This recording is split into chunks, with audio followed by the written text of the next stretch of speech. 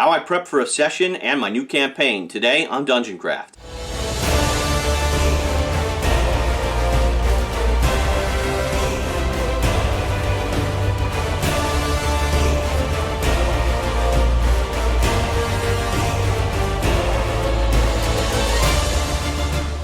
Welcome to DungeonCraft. I'm Professor DungeonMaster, and today I'm going to be showing you how I prep for a session. I'm going to be introducing you to my new campaign. One of my viewers, WZA Solstice, I'm going to say Wizza. My only reference is the Wu-Tang Clan.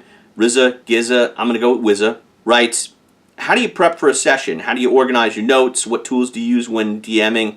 All of these would be great to see. I've seen really good DMs get a lot of viewership by prepping their weekly session on YouTube to show their exact train of thought.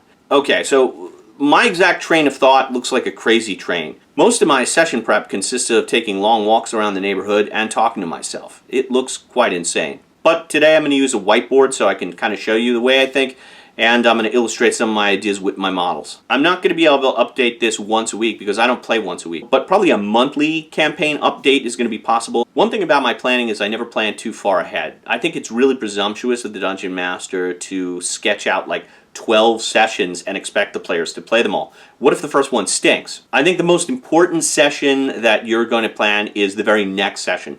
That is the one I'm focused on. I don't focus 2 or 3 sessions in advance. I want to make sure that this next session is so good the players want to come back. One way to get the players to come back is to raise questions. So I have a video about the 3 different types of players. One of them is the thinking player.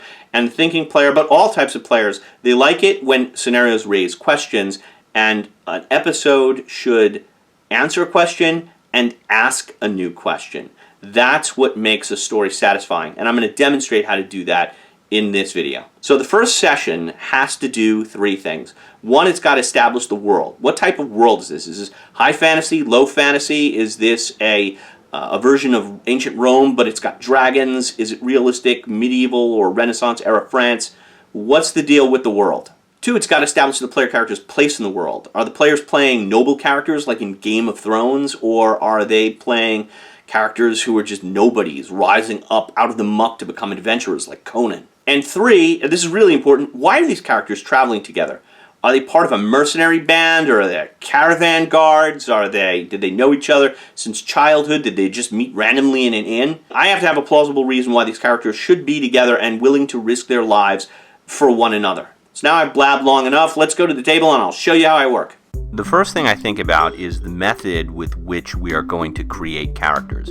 My own ideas are very informed by Dungeon Crawl Classics and Warhammer Fantasy Roleplay. These games are very grimdark fantasy, where the character life expectancies are short.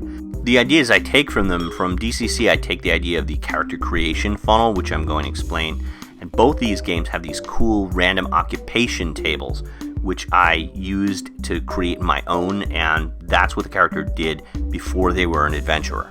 So at the top of the sheet it says Character Creation Funnel. Each player will roll up to 4 characters, all 0 level, and send them on the adventure. In this Darwinian system, the players will elect to send their most expendable characters into the dangerous situations first, leaving their best set of statistics for last. I'll demonstrate how it's done, timing it with my phone. Ability scores are generated old school style, 3d6, no fudging, in the exact order that the abilities are presented on the character sheet.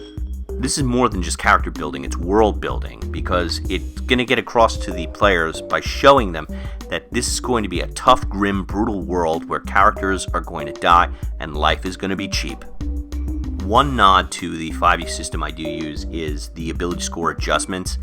In old school D&D, an 18 was only +3. In 5e, it's +4. I'm going to keep all those, so a 12 or better is going to give you a bonus. Every character begins with D4 hit points modified by their constitution, and this means that you could actually roll up a character who's dead before the adventure begins. But with all the characters being stillborn and having the plague in the Middle Ages, this is pretty plausible to me, although I do allow the players the courtesy of rolling up an extra character if that happens. Each player begins with D6 silver modified by their wisdom total. That means that characters could actually end up with negative money, meaning they owe someone money. Everyone starts at armor class 10, they've got clothing, and at 1 minute 40 seconds we're done. Players toss the percentile dice and consult this chart I made of medieval and Renaissance era occupations. There's a 20% chance they're just peasants, but they could end up with a more colorful career, like ditch digger or gong farmer. That's a farmer who sold manure, by the way. One of my favorites is the sin eater. In medieval times, if you were a wealthy family, you would hire a really poor person, serve them a meal, and transfer them your family's sins to get the bad mojo off you. I would encourage you to create your own list based on the geography of the area.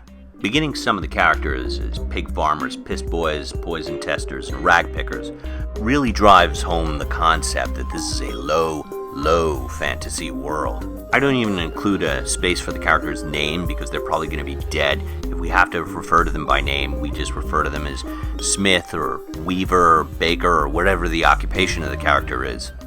Characters get names when they're lucky enough to survive a session or two. The next thing I do is think about the players I've invited to the game and what they enjoy. Michelle likes combat and problem solving, Tom, combat and role playing, Barbara likes combat, and Veronica likes problem solving and role playing. Added up, that's 3 combat preferences, 2 role playing, and 2 problem solving. So we're going to create a balanced scenario with a slight preference toward combat. Next, I think, how are these characters going to meet? The obvious one is a tavern, but that's kind of lame. We could say that the player characters all met as prisoners, but that takes away some agency, and I just did that recently on another adventure, so the other option I can think of is they're all from the same town, and I guess I'm going to go with that. Now, if they're all from the same town, there's only 2 scenarios that can happen. Either they have to go somewhere, or something is going to come to their town and change the town forever. I'm going to opt for something coming to the town, and we'll see where that takes us. Next, I think about the general region that the story's taking place in. I'm going to call it the 5 Towns. It's a province of the Empire, and we have, I'm going to name the towns, Westerly, Easterly, Neverwood, and Rottenburg. It's that one town near your town where you wouldn't want to live. And I'm going to put the character's town right in the center. By the way, the only place towns show up are at crossroads or on rivers between towns. There's either got to be a road or a body of water. We'll call that town Haven. So I have to know what Haven looks like, so I'm going to draw out a map. Again, it's at a crossroads, so that's in the middle. It's probably going to have a river too, because to have any technology like a mill, you'd need it on the water. So the first place we're going to put is a mill. Second place, we're going to have a church of some sort. That would be a church or meeting house would be the next thing. Probably be the first thing that gets founded. We have to have an inn, someplace for visitors to stay. And the rest of the people close to the town are going to be tradespeople. They're going to be your Coopers, your Wainwrights, your Smiths, etc. The farmers, peasants, anyone working in agriculture is going to be located further out. I'm going to place some ancient ruins on the edge of the town. I don't know if it's going to be a dungeon, but it's someplace dark, ominous, foreboding that all the villagers know about and fear, even though the source of that fear has been lost to time. Now I'll just sketch in some farmland, and our map of our town is complete in every necessary way. The monsters are going to attack later, so I'm going to draw out the center of the town because I'll need to know where everything's located. Drawing a church, a tavern, a mill, and some of the houses of the more affluent townspeople. The thing about towns in the Middle Ages is they were very isolated. If you were born in a small town, you would probably live your entire life within 25 miles of that town. That's how far it was to the next town, is about a day walking distance or so away. And if you even heard of news, someone came from that town, for example, you would want to go to the town to hear what they had to say, because that was your only communication with the outside world. In fact, your town was your world for all intents and purposes. People in the Middle Ages worked 6 days a week. The only opportunities they had to socialize with each other were on worship days, Sundays. That's when everyone would come to the town and exchange gossip and speak with one another. However, there were frequent feast days, and this was when people would bring their goods to the market and trade with each other. Most people didn't use gold or silver.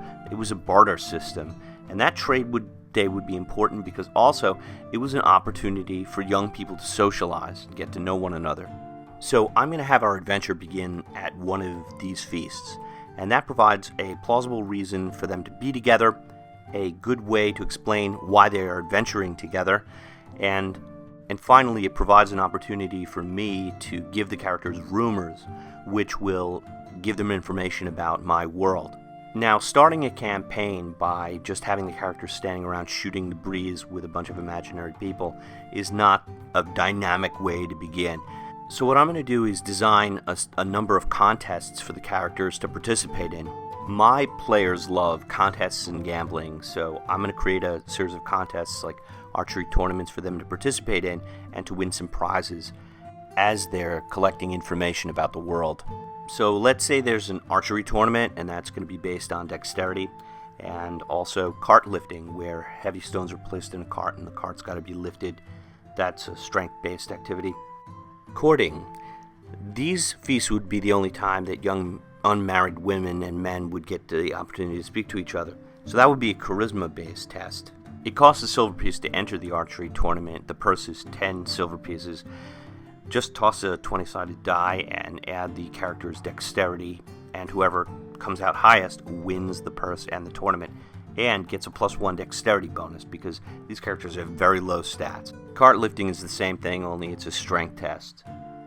Courting involves dancing and flattery. It requires just a charisma test, no entry fee, and the winner gets +1 charisma permanently for their character. Female winners get an additional prize, a love-struck young suitor who will risk life and limb to protect her, acting as a meat shield for when the monsters attack. For a silver piece, the fortune teller can give cryptic fortunes like, "I see a dark rider, he's seeking something, and he brings death and destruction. We must leave this place at once." Every player gets one rumor, and charisma bonuses yield an additional rumor. Rumors are my way of giving the background of my world without having to give a long expository speech. By giving random rumors, it allows the player characters to put together the pieces of the world and discover it for themselves. It's showing, not telling. Rumor 1, Count Grimm is in ill health. His son is away at university. 2, there have been strange noises heard in the woods, coming from the ruins. 3, Count Grimm is feuding with Count von Hammerstein. 4, the Empire has been shattered by civil war. 5, elves and dwarves are a myth. 6, wizards used to be real, but the church has hunted them nearly to extinction. 7, you can spot a wizard by the writing on their skin. 8, the church hates wizards, and the clergy will kill them on sight. 9, the Bone Road is dangerous. Monsters and bandits prey on unsuspecting travelers. Too bad it's the only way out. Stick together. 10, a cloaked rider has been seen on the road in the moonlight. He's a ghost, looking to snatch souls. Johann the stable boy saw him and lived. 11, locusts destroyed the crops last year in Westerly. 12, Rottenburg has been hit by the plague, and it kills its victims in just one day. These rumors demonstrate to the players the parameters of my world, right? The idea that these towns are isolated, that they don't really communicate with each other. The local ruler is Count Grimm, but we don't know a lot about him. He might be kindly and benevolent. He might be sadistic and cruel. We do know he's fighting with Count von Hammerstein, but we don't need to know why at this point. It just hints that a wider world exists waiting for the characters to discover it. Also, we learn there's a larger conflict, right? The Empire is in a civil war. We learn it's a human-based world, and there's no elves and dwarves. There's a conflict between the clergy and wizards. In this world, clerics and wizards are not going to be friends. They'll be diametrically opposed. Wizards will operate in secret. It's going to be a very low magic world. The ruins are a place you want to go to. There's something about that that's important. The rumor about the Bone Road establishes that that road is the only way out of town. And the locusts, plagues, and the cloaked rider establishes that something evil is approaching. That's the foreshadowing. These rumors raise questions in the players' minds, things they should be curious about, and it sows the seeds for future adventures. And if it turns out later I decided that an evil cleric caused the locusts and the plague, well, this is just going to seem like it was all part of my master plan. So sometime after the fair, we're going to have the monsters attack. We got to decide what kind of monsters they are. Are they orcs? Nah, too predictable. Goblins? Nah, even worse. I need something new. I know, zombies. No one's thought of that before. Yeah, get rid of zombies. I'm going to just go with men. Just regular people. And that'll establish that monsters are rare in my world as well. And they're men in disguise. They're men disguised as monsters. Now I have to think about how many are going to attack. You know, these characters have only 1 to 4 hit points, so let's say 6 of them. 6 should be enough that the player characters can handle it. On the other hand, the bad guys would be pretty stupid to try to attack a town with just 6 people, knowing that the town would probably kill them. I'm going to say 6 to 10. Still not enough. I'm going to say a dozen. I'm going to say there are a dozen men dressed as monsters, plus their evil leader, and they're attacking the town for some reason I haven't figured out yet. What I need to know about the monsters are 3 pieces of information. How hard is it to hit on a 20-sided die? I'm going to say 12, because they're going to have mostly fur and stuff. Hit points. How much damage can they sustain before they die? I'm going to say 10 hit points, right? They're pretty tough. Damage. They can cause, probably with a scimitar or spear, 1 to 8 plus 1. And their treasure. Well, they're probably going to be peasants, and they're not going to have a lot of treasure. I'm going to give them D4 silver pieces. And their other treasure is whatever weapon they have. If the player characters can get their hands on it, then they have a weapon. I'm going to call these guys beast cultists, and now we have our general infantry villains. Now we have to think about who's leading them, right? Who is leading the charge, and what do they want? Now, I always create my own monsters. I never use them from the monster manual. I'm going to call this guy the Vermin Lord. And the Vermin Lord is that cloaked dark rider, and he's magical. He's made up of hundreds of thousands of different bugs, worms, centipedes, and spiders. And wearing just a cloak and being made of bugs, he probably has an armor class of 14, right? Because he's fast, but no armor. His hit points. All right, let's hold it right here for a second. Now, if this was a published scenario, or I was a typical dungeon master, the inclination would be to balance this encounter, right? You've got this big boss monster. It should be tough, but it should still be defeatable. And I say, screw that. I think sometimes there are monsters that you just can't defeat. At least not when you're 0 level. I also like the idea of recurring monsters that keep showing up to bother the player characters before you have that epic fight. So let's give him 100. I'm going to say his weapon is a sword. Now, a human with a sword would be D8. With his 2-handed sword would be D10. But this thing is superhuman, so I'm going to say D12. With 1 to 12 points of damage, and most of these characters only having 3 hit points, that means he's going to kill a player character really 3 out of 4 times he hits. But the most important thing about a villain is not its hit points or its damage. It's the answer to this question. What does the villain want? And whatever the villain wants, it's got to be diametrically opposed to what the characters want. I'm going to say our wormy villain is not the big main bad guy. He's not the one with the plan. He's a magically created worm terminator, if you will, whose job it is to go out and seek something. Now we gotta ask, what is the something and who has it? Well, I'll tell you what it's not gonna be. It's not gonna be a magic ring, because then everybody would be saying rip-off. Let's say it could be a magic sword, it could be a magic book. Whatever it is, it should be in possession of either the player characters' families or the characters themselves, and they don't know it. Now, why does he want it?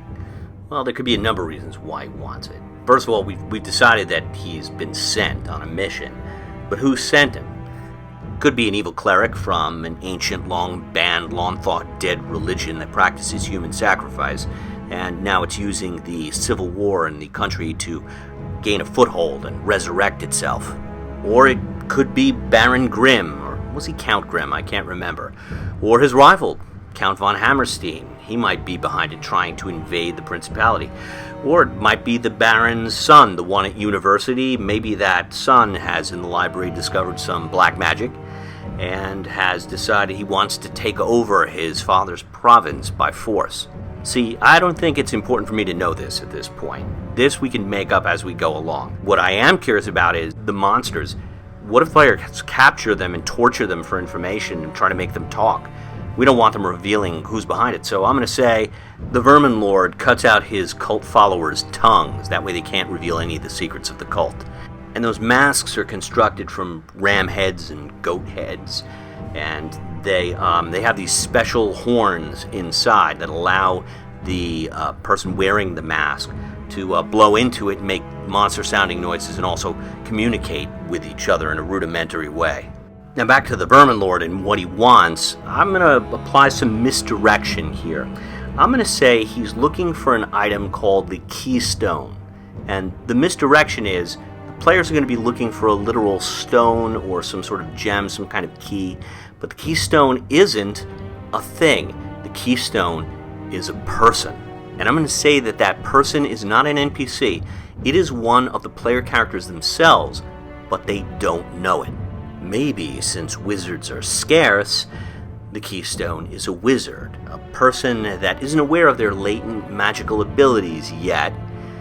That's one possibility. Another possibility is perhaps it's a mark, some sort of birthmark on their skin. It's a mark of chaos. Maybe it's on the back of the character's skull, covered by their hair, and they don't know it's there. But it is a sign that one day they're going to be a powerful chaos warrior, and the forces of chaos want that player character so they can convert them. Now, you may hate me for this and call it cheating, but at this point, I don't even think it's really that critical to know what the keystone is. What I do need to know is, what are the consequences? What are the consequences if the Vermin Lord doesn't get it, and what happens if he does get it?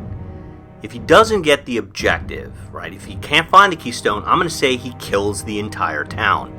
Everybody, to the last man, woman, and child. Then he'll move on to another town.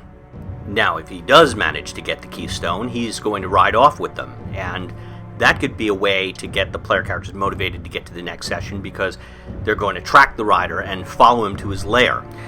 Or perhaps it's a dead end. They move on to a new town, and they find that perhaps the keystone is made into a second Black Rider. Now there are two Black Riders. So the Vermin Lord's only going to have one line, which is like, "Where is the keystone?" Only he's going to say it creepy like, "Where is the keystone?" Now if he manages to corner any player character and ask that question, they're going to have to save versus difficulty 15, or they're going to feel like there's creeping, icy centipedes entering their minds, and they feel compelled to answer, although they won't know what the answer is, even if they are the keystone. Such an encounter will occur if the player characters go and investigate the ruins. The ruins are not a dungeon, they're just a corner wall and a crumbled archway. At one point, it was a chapel of evil, and human sacrifices were made at this spot. So that spot still emanates evil. It's long been since torn down for generations, and no one knows what its real purpose was anymore. All the locals know is that it's rumored to be haunted, that kids are afraid of it and dare each other to go over there in the middle of the night, and that the older teenagers go there to make out. My players are probably going to want to search it, so I'm going to have them find the remnants of an altar stained with human blood, and after they find it, the Vermin Lord is going to arrive on his dark steed. I'll allow the players to hide if they wish to do so, because there's a lot of places behind the rubble, and when they do, they're going to observe two things. One, they're going to see the Vermin Lord's wormy centipede fingers, right? So that should freak them out and let them know that this is something not natural and possibly not defeatable, right? That's foreshadowing. And also, the Vermin Lord's going to go to the back of the chapel wall and draw something with his strangely shaped dagger. And that something is this symbol, which looks like an eye, and it serves as the symbol of their cult, and it also serves as a homing beacon for the monsters so they know where to go. From now on, when the players see this symbol, they're going to know that evil is near. It's at this point that the Vermin Lord is going to discover the player characters and ask his question. Where is the keystone? If they fail the saving throw, they're not going to know what the keystone is, so they'll collapse into the dirt, and when they wake up, the Vermin Lord will be gone, only to return later. If they make the saving throw, they can run back to the town to try to warn everybody who will think that they're crazy. If they're dumb enough to attack the obviously inhuman monster with their zero-level character, then he's going to disembowel them and reconsecrate that evil altar with their entrails. 2 hours after dark, the Vermin Lord and his monster army descend upon the town, which is mostly filled with drunken townspeople, and massacres them all. And I'm going to take great delight describing the carnage as the monsters and the Vermin Lord mercilessly slaughter everyone in the town, women, children, their parents, militia, the blacksmith, the toughest guys in town, all going down with one shot. I want to convey to them the idea that it is a massacre, and what they should be doing is running away. If they try to go back home, their father is going to stand in the doorway wielding a sword telling them to run away, engaging the monsters and buying them time. Just before the player characters are going to get away, one of the beast cultists jumps out with an axe, blocking the passage to freedom. And even though he's only got an armor class 12 and 10 hit points, he does have an axe, and against a bunch of 0 level characters who may not even have a weapon, this is a boss fight.